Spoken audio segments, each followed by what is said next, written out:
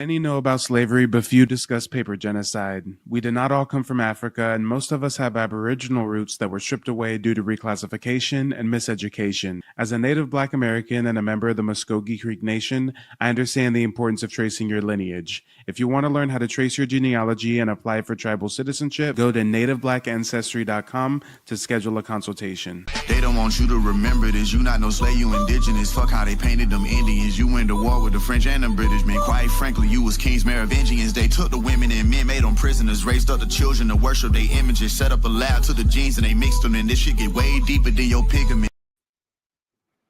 All right. Smash the like button on the way in. Subscribe to the channel if you're new. You won't regret it, I promise. Make sure to check out the website, nativeblackancestry.com, if you want access to genealogy resources. You can also book a one-on-one session with me where I teach the 3-step process me and my family used to trace our heritage and get tribal citizenship with the Muskogee Creek Nation back in 2021. I've also built out the first Hidden History of Native Black Americans course. You can also access that on the website, nativeblackancestry.com. Right now, I'm doing an early bird special where you can get 50% off if you sign up for the course before the 1st of next month. So definitely make sure to take advantage of that promotion. Now, guys, what we're going to be doing tonight is hearing from the ancestors. Or excuse me, the elders, okay? I don't believe this lady's transitioned yet. I'd also love to hear from you guys tonight. So the StreamYard link is posted. If anybody would like to call in, just go ahead and click the link in the chat. But we're going to hear from the elders. Let's see what the elders have to say about what they were taught growing up, what oral tradition they want to pass down to the next generation. But you know what? Before we hear from the elders, you know what I want to do? I want to play a short video from a scholar that is so good when it comes to breaking down this indigenous American knowledge. I'm actually working on getting him as a guest on the show here, probably next Friday. So this is just going to serve as a little introduction to him and his content. And if you like what you hear, let me know in the chat, because I'll most likely have him on the show next Friday. But check him out. He's on YouTube and TikTok as Handsome History. Let's see what he has for us. Been in the Americas for probably 10,000 years or more. Most of the slaves were descendants of Aboriginal Indians that had been in the Americas for probably 10,000 years or more. The 1892 World's Fair in Chicago has... Wait. He's starting out strong. I don't know if y'all picking up what he just put down. He said most of the slaves in America descend from indigenous people who've been here for 10,000 years or more.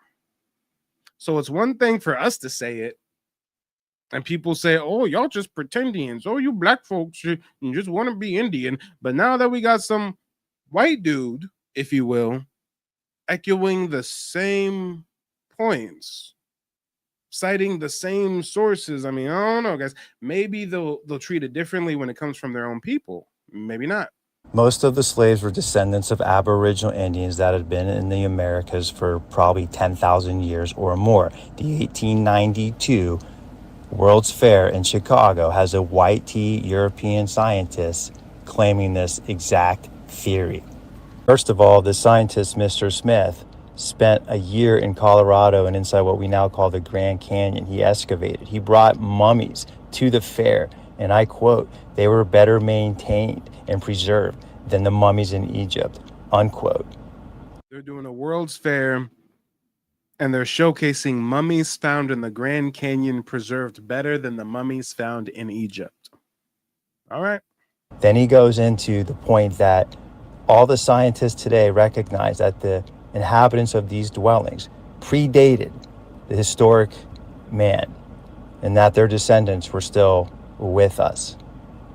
This is a European scientist, now in America, 1892. These facts established, let's take a look at what earlier writers who had traveled to America, usually as missionaries, wrote about their experiences with the Aboriginal Indians.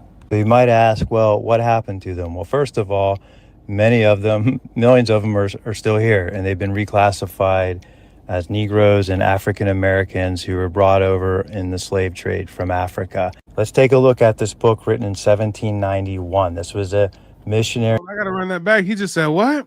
He just said the Indians are still here. They're reclassified as African Americans. And told that they came from Africa? Oh, where have we heard that before? From our grandparents, perhaps? With the Aboriginal Indians. So you might ask, well, what happened to them? Well, first of all, many of them, millions of them are still here, and they've been reclassified as Negroes and African Americans who were brought over in the slave trade from Africa. Let's take a look at this book written in 1791. This was a missionary involved with more northern Mississippian Indians, would have been up against the Great Lakes.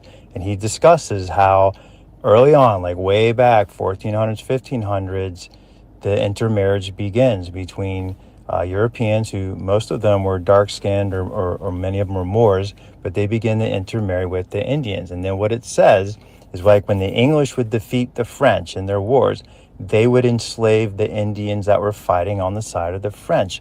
Now, what did that mean? Here's what you need to understand.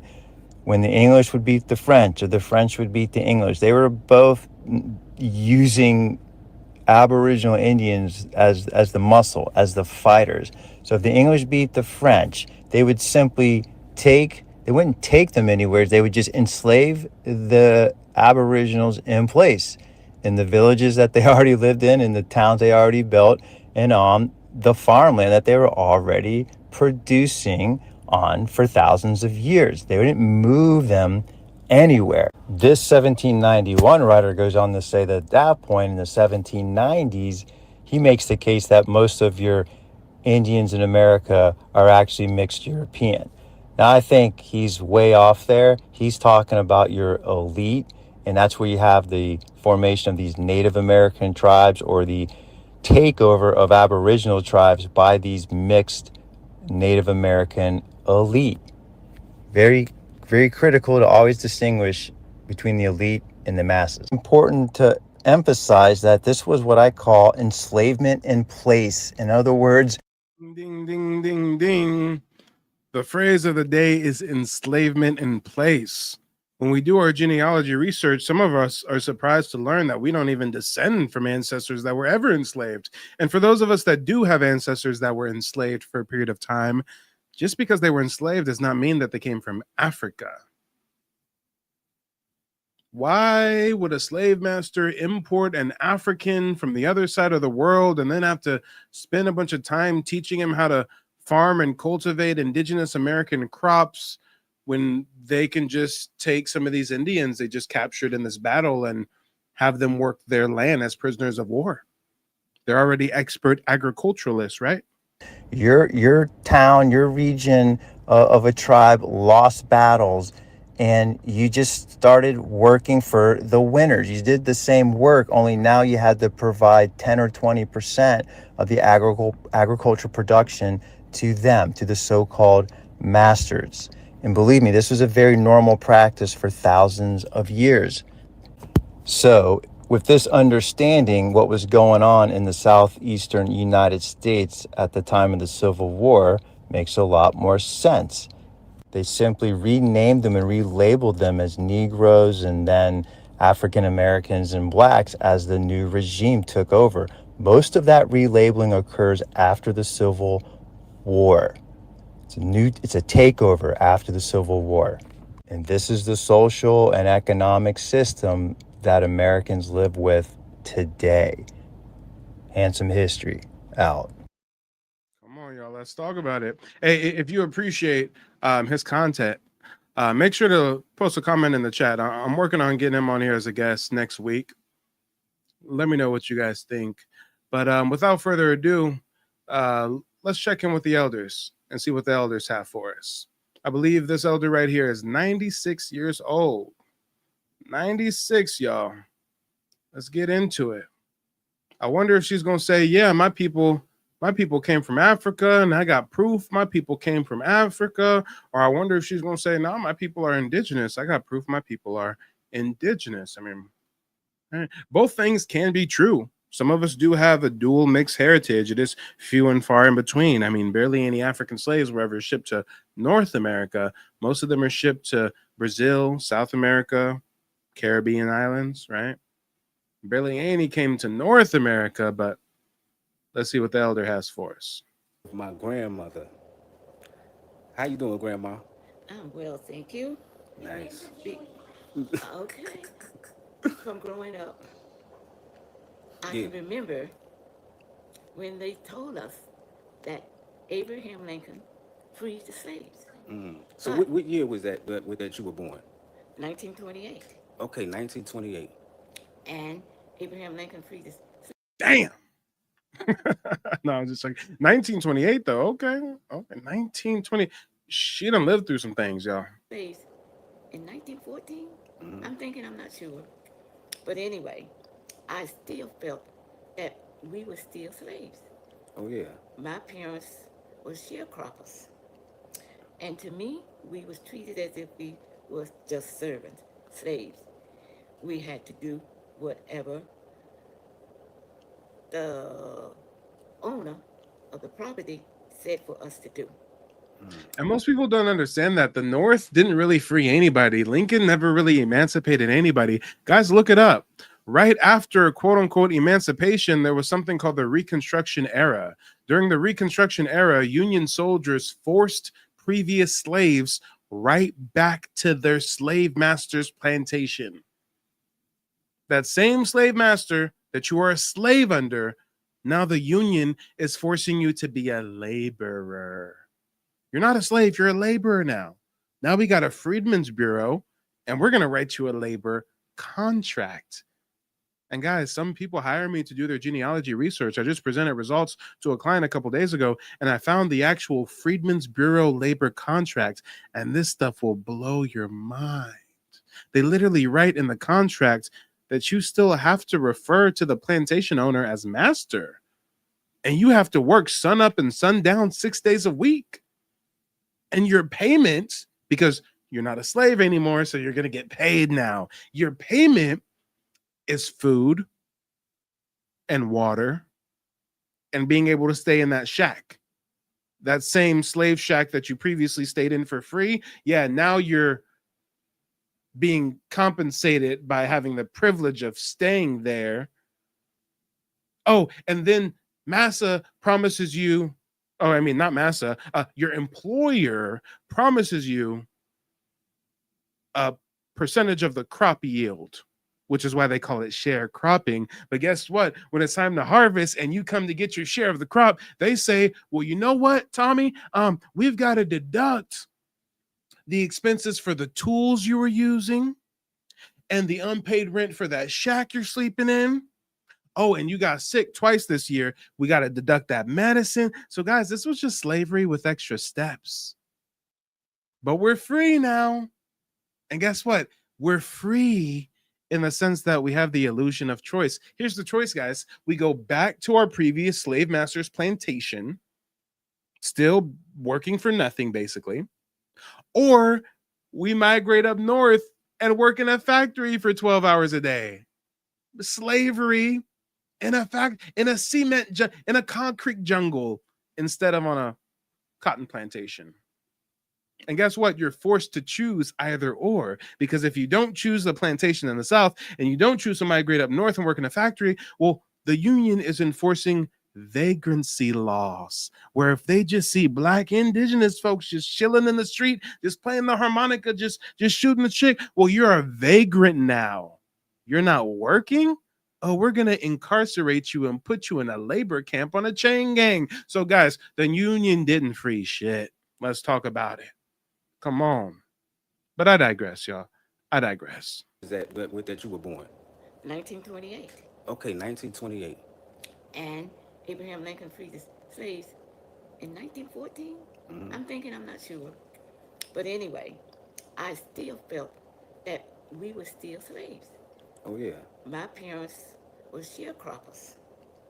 And to me, we was treated as if we was just servants, slaves.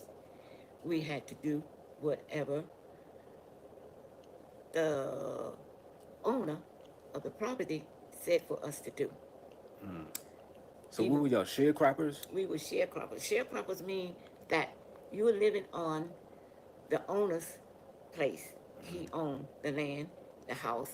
He supplied the animals for the farming and the equipment. My parents lived there and had to work to pay back what we used of his because we was on his land. Sharecroppers, you sharing, you do the work, the owner owns everything. Okay. That's mean you or just to me as a slave. So, where did you grow up? Like, what town and which city, which state? Hey, correct me if I'm wrong, y'all. That don't sound much different than modern employment, right? You working, the owner owns everything. Oh no, but we have employment at will, right? So we can go from modern plantation to modern plantation. We can pick and choose which plantation we want to work on, just like our sharecropping ancestors after emancipation during the Reconstruction era. But guys, we're not slaves anymore. We're a special kind of slave. And we're not the only one. It's not based on our phenotype. It's not based on our heritage. It's not based on anything other than economics. White folks are slaves. Black folks are slaves. Mexican folks are slaves. We're all slaves now. We're called wage slaves. Guys, before I dropped out of college and became an entrepreneur, I was taking macro and microeconomics. And the first thing the economics professor teaches you in college, at least mine, I had a good one. Shout out to him. First thing he taught was debt equals slavery. So I'm sorry to tell you, you maybe came here for some more lighthearted content, but I have to let you know that you're a slave. And I'm a slave. The difference between someone like you who may work a 9 to 5 and someone like me who's an entrepreneur is I just have slightly more mobility. You know, when you want to leave the plantation, you got to get a pass from the overseer, and Massa lets me come and go freely, I guess, you know. My shack is a little bit more spacious, and I have a fireplace and some more modern amenities. I mean, guys, we're all slaves. It's just you have folks who work 9 to 5s, and you have folks who are business owners. And even business owners, entrepreneurs like myself, are still slaves to the system. We're just more so like overseers, right? Overseers. What is an overseer on a plantation? A business manager for the owner of the corporation. You've got your plantation owner, aka the founder of the company. Beneath the founder, there's a few different people on the org chart, but main one is going to be the sales manager or the business manager or the operations manager. On the plantation, that would be the overseer. And the overseer isn't a slave, but I mean, he's tied to the plantation just like a slave. You got to be out there in the hot ass field with the slaves, hanging around the slaves all damn day. It's kind of like being a prison guard. I mean, you're not a prisoner. You get to go home at the end of the day, but God damn it, you're still in prison all day, right? Right. So you got to understand, we're all slaves. Some of us just have a more comfortable position, a little bit more mobility. Some of us don't even realize we're slaves at all. And for anybody that wants to debate this theory of mine, remember, you have the illusion of choice, just like our ancestors who could choose to go up north to a factory or choose a plantation owner to work for in the South during Reconstruction, right? You can work at this job or you can work at that job, but guess what your ass can never do? Choose not to work. Just like our ancestors didn't have the choice not to work because there were vagrancy laws, right? Nowadays, there's not vagrancy laws. We've just got an economic system that has you tied in since birth. You go to school, go into debt to go to school, to get a job that you need to pay off the debt that you got from going to school to get a job. And you really got that job because you need to buy a house. And even if you do buy a house, I mean, you got a 30-year mortgage, you and the bank own the property. You're basically just a glorified renter from the bank, right? But then you have to go to work all day, be in traffic all day to be able to afford this house that you're not even in most of the time because you're out at work. And oh, you get the weekends off though. you're not a slave.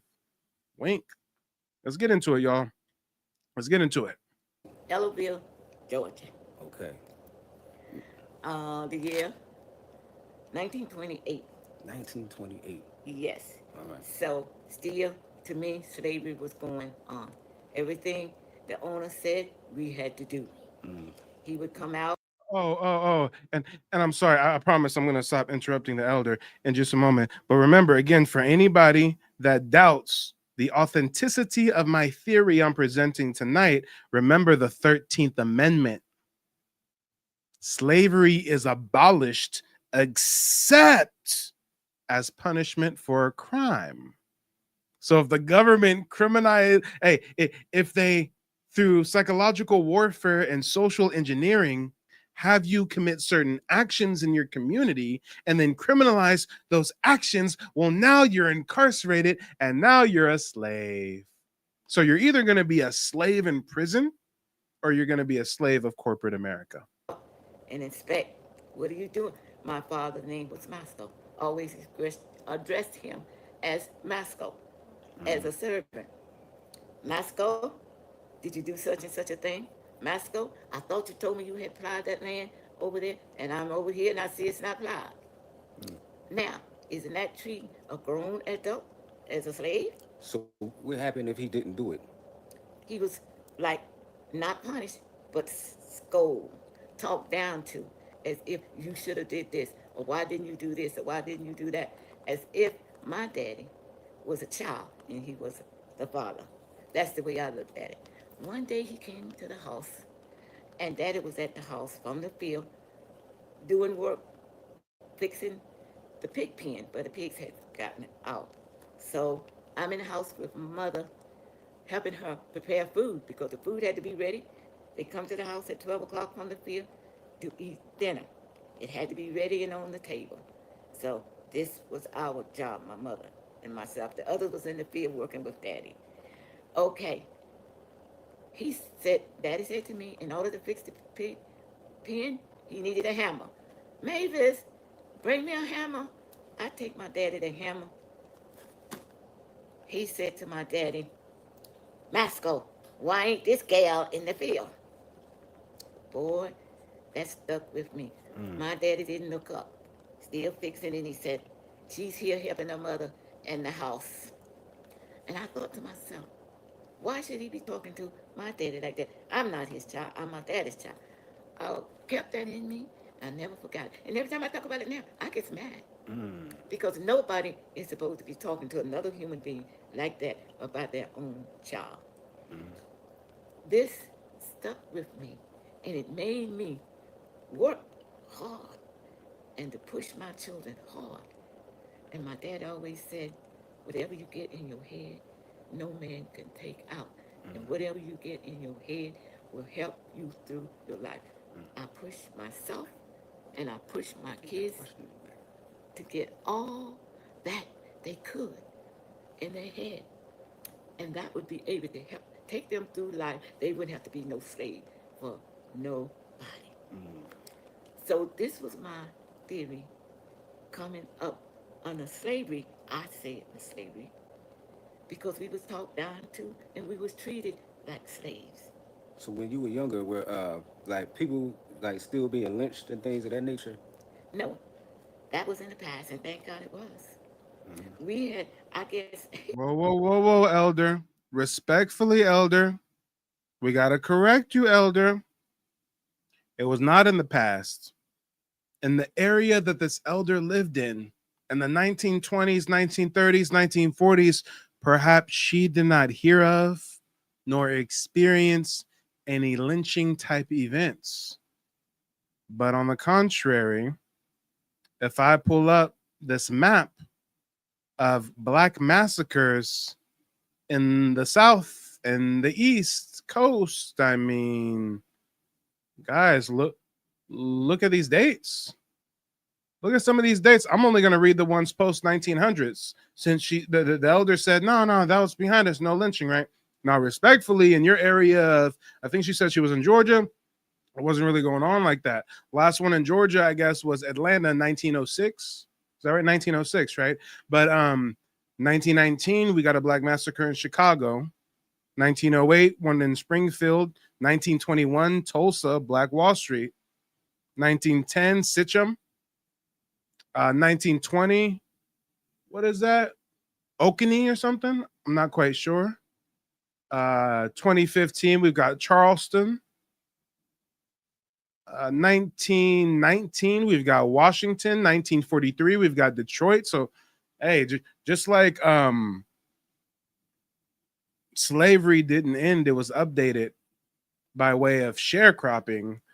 Lynching didn't end, it was updated. It was updated by way of race massacre, if you will. Peep game. Moved up an inch or two above beyond that. We had gotten out of that stage when Abraham Lincoln declared freedom for the slaves. That cut that off. Okay. But it didn't cut off white men being in charge of us. When they say you're free, you can go, we had nowhere to go.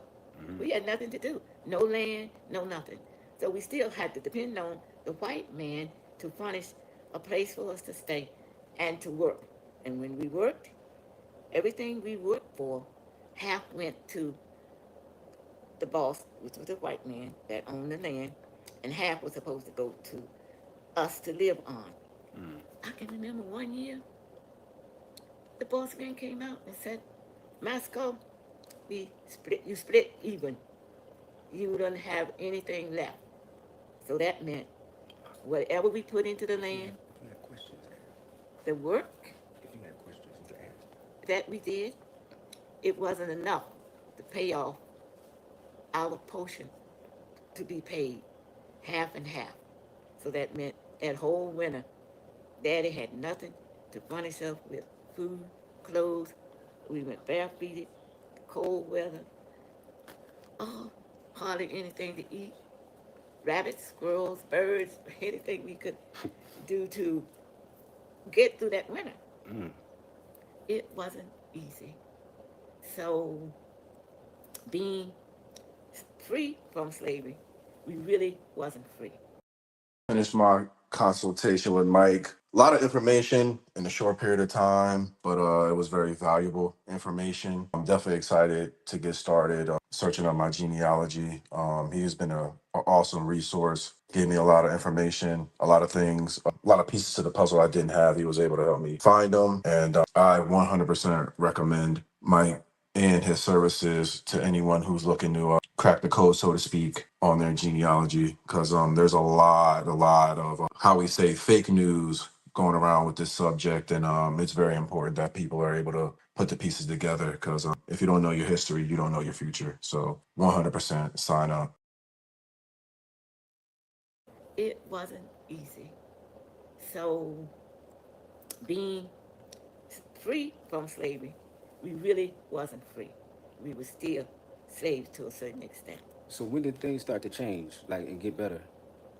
It got better as the black man started to realize where he was and where he wanted to be and where he needed to be and what he needed to do for his family. He started to saving that he could purchase his own land, own different things for himself.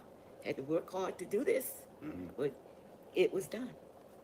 And I'm so proud of our family because we did work up to wherein we was able to bring our parents out from under the bondage, I would say bondage, the white man working for him instead of ourselves. And we was able to purchase a home for them so that they would have modern things like we have today. All the convenience that we have today. We was able to work together and get them a place where they could relax and enjoy some of the nicer things of life rather than outside facilities for all your personal needs. They had it inside of their homes now and they could enjoy. That was the things that brought joy to us, to have them to come up from slaves, from outside toilet to inside toilet, from outside going to the spring, getting water and well, to having running water in the house. That was like a miracle to us. Okay, Mom. Good morning, everyone. You know me. You've seen Yeah, me this is my before. mother. Yeah, Yeah. good to see you again. This is my mother. My mother is 96 years old. So we kind of switched this year. She's 96. I'm 69. And we just celebrated our family reunion. And so she's expressing some of the things that she's gone through throughout her life. And a question that I always wanted to know from my mother was, she has seen many things happen. Now, were there airplanes during the time you were a little girl? No, I don't remember. Yeah, there was an airplane, but there was what they call the crop airplanes. They didn't have the jets like they have now. They started with the propellers. I don't know how they did it. The crop planes, that sounds pretty, yeah. Yeah. Okay, the crop planes now. Yeah, they had those. They didn't have the jets like they have now. Okay, so They for started with them. entertainment, you didn't have television. So We what didn't. did you all do for entertainment? We had games and things that we played as children together. Did you listen to the radio? Well, later on, teenagers, they did finally get a radio with batteries, operated on batteries. And sometimes we could get the reception, and sometimes we couldn't, but we had to hold our ears closed in order to hear it. Started out with that type of radio, What was the first car you remember having? an old Ford, and we had to push it up and down the hill to make it start. Pushed it up the hill, and then let it, when it come down the hill, it would get up enough speed, and then it would crank up. Then it would take off.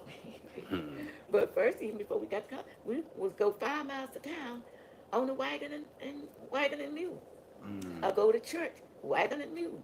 And when we go to town, which is in Ellerville, we would park the mule behind that store, corner store, and leave them there until they go and shop. Then take them some food so they could eat. And then we go hook the wagon up, go back 5 miles home.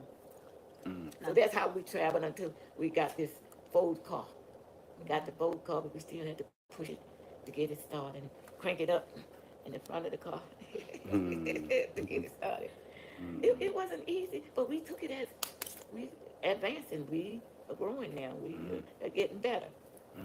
So Now, the thing that I really am very proud of Granddad for doing, even though he was a sharecropper and he worked for a white man, he still grew his own crops in the event that there wasn't enough food for the family from the sharecropping. They had their own garden. Their they own had garden. their own way of getting food. So he had 19 children that were birthed by my grandmother, but 13 grew to be adults.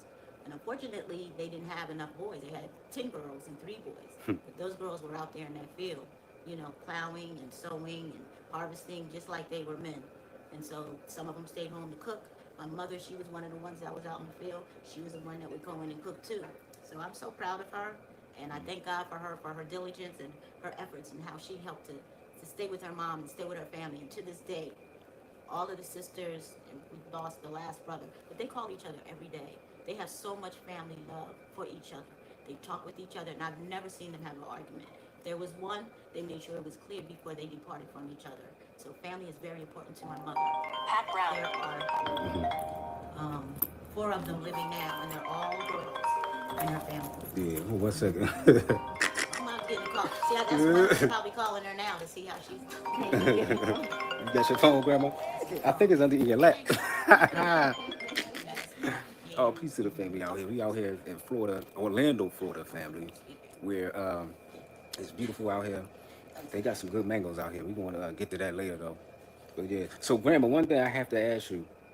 Growing up, I know you had talks with your parents. You knew tell me, go call them. you knew your grandparents and everything, right? Yes. Okay. Now, did they ever teach you that you come from Africa? No. Okay.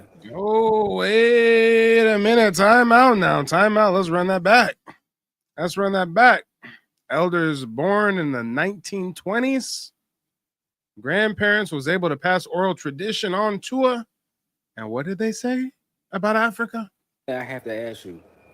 Growing up, I know you had talks with your parents. You knew Tell me, go call them. you knew your grandparents and everything, right? Yes. Okay. Now, did they ever teach you that you come from Africa? No. Okay. Okay. But I can remember, they never told us about Africa. I can remember them telling us that my grandfather, Anthony? Anthony, he, mother said that he came from Africa. Okay. That's the only one I can remember. That's the only time I heard them, you know. Come on, yo, let's talk about it. The best we can get is loose rumors that, oh, you know what? I think so and so in our family tree may have came from Africa. No shipping manifest. No real oral tradition. That's not oral tradition. That's like, oh, I heard from a bird. If it was oral tradition, it would be passed down what country he came from, because Africa's a continent, not a country, right?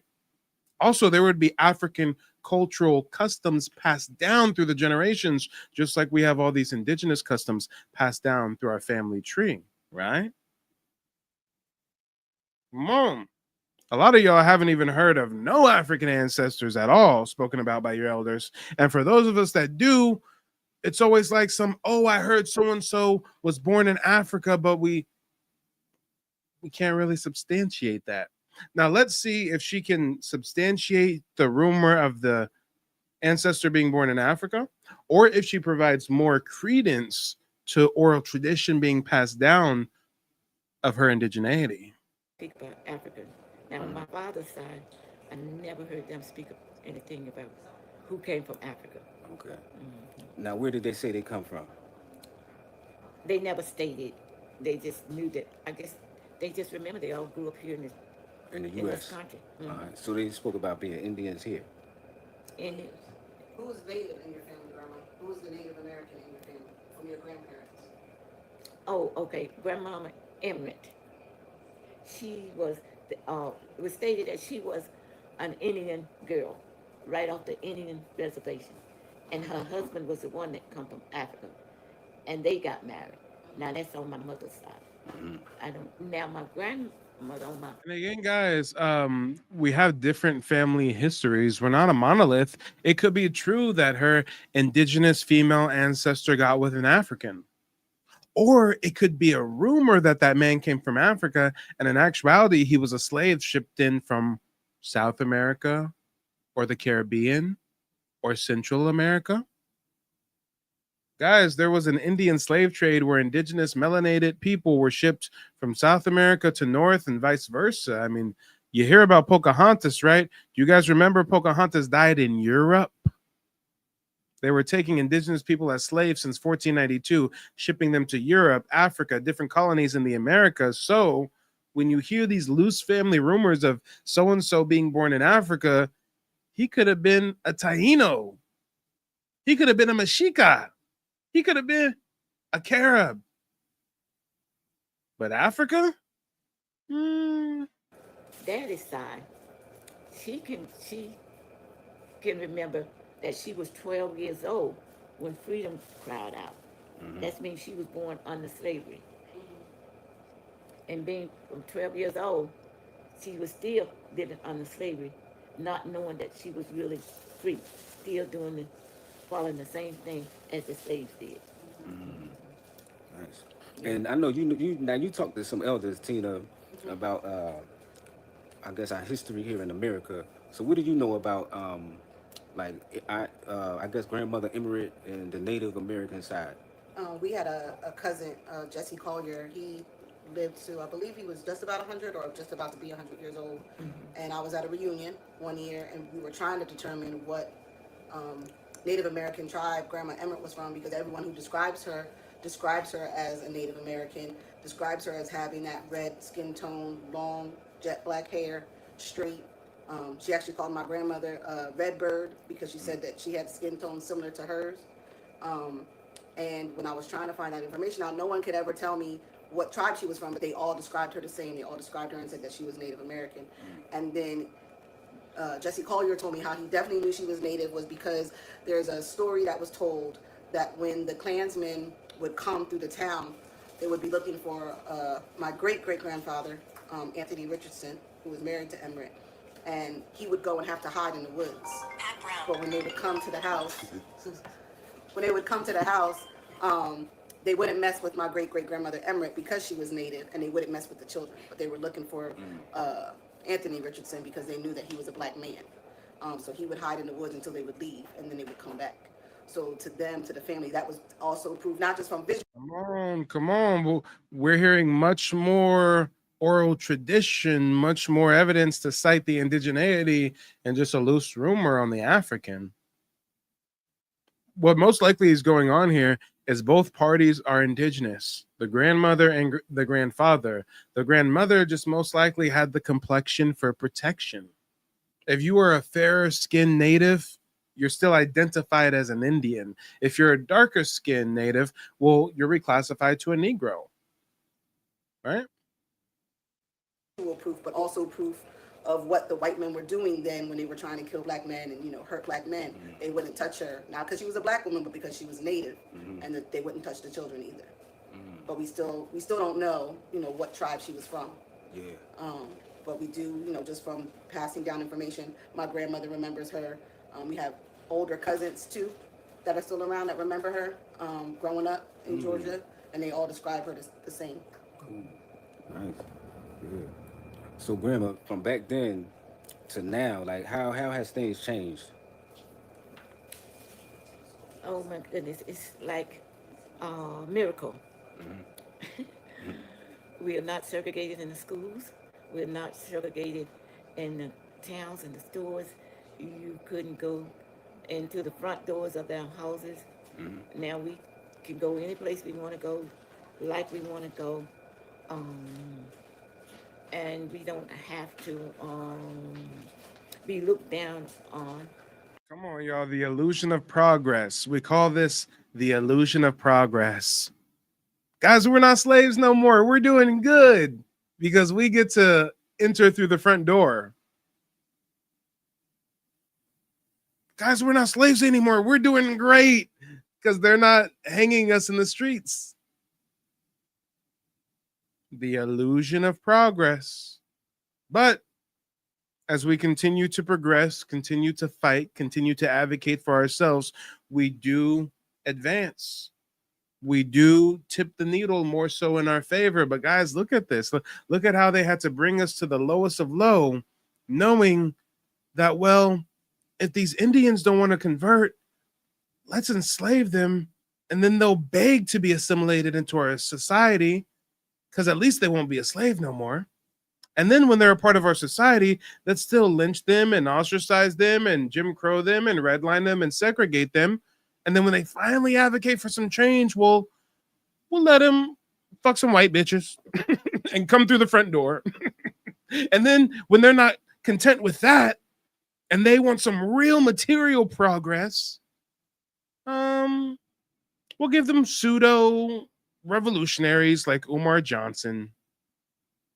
I mean, come on. Let's talk about it. The illusion of progress. Pushed aside or may feel that we're not as good. It's like free at last. Yeah. Thank God Almighty, we're free at last. Nice. And being able to know that I can go into a store now or into a nailery and have a white man do my pedicure. Okay. Hey, I rock with her. Hey, I rock with that sentiment heavy because sometimes I be chilling in the back of the Uber, having this white person chaperone me. I be looking out into the backyard and seeing them white folks cutting my grass. I ain't going front. It make me feel some type of way. And that feeling that I feel is good. It is a very good feeling that I feel, okay? Sometimes I just, and especially as a historian, as a historian, as a digital archivist, as someone who really knows the history, I mean, it's just so crazy when I see how in some aspects, how the tide has shifted, but you know why it shifted to such a degree? Because guys, remember, we're not slaves now based on phenotype. We're slaves based on economic stature, based on where you fit when it comes to this class system, right? The real elitist white folks in charge who descend from conquistadors and plantation owners, they're not driving me around in the Uber. They're not fixing me my meal. The poor whites are. The poor whites who are slaves, just like us. We're wage slaves. And if you're lower on the totem pole, then you got to be a greeter at Walmart or a DoorDasher or a Lyft driver or something of the sort. And if you're higher up, well, you might run a business or be an entrepreneur, or have some more mobility and stuff, but we're still locked into the same system. We're still living on the same plantation. The plantation is just global now, isn't it?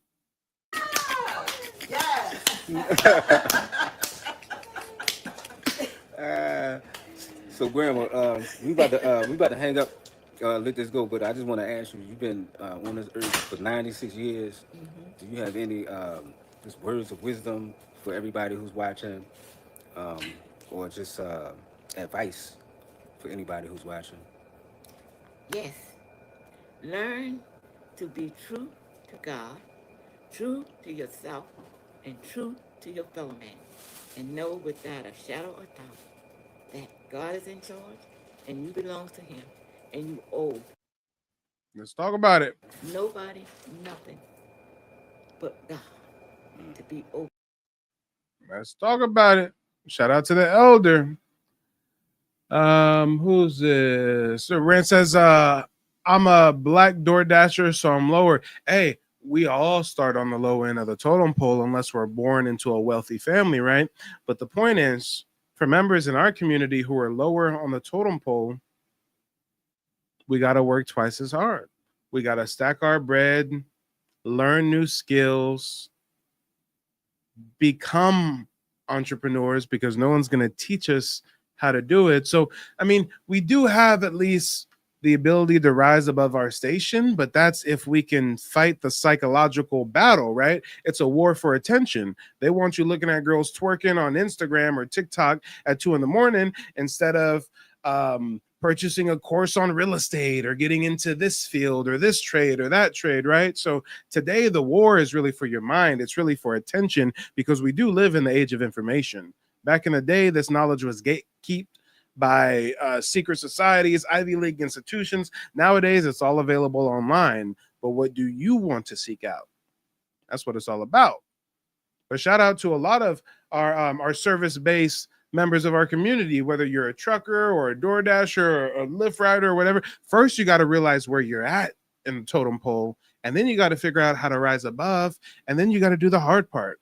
And the hard part is living a few years of your life like most people won't, so that you can spend the rest of your life like most people can't. For anybody who is on the fence about having Mike help you or walk you through or educating you about genealogy and the genocide that has happened with the paper trail, I implore you to reach out, allow him to educate you and assist you in this process. I have learned so much in this consultation. I feel educated, empowered, and excited for learning about my history, and looking forward to the future. So if you're on the fence, please go ahead, hit up Mike. I promise you will not be disappointed.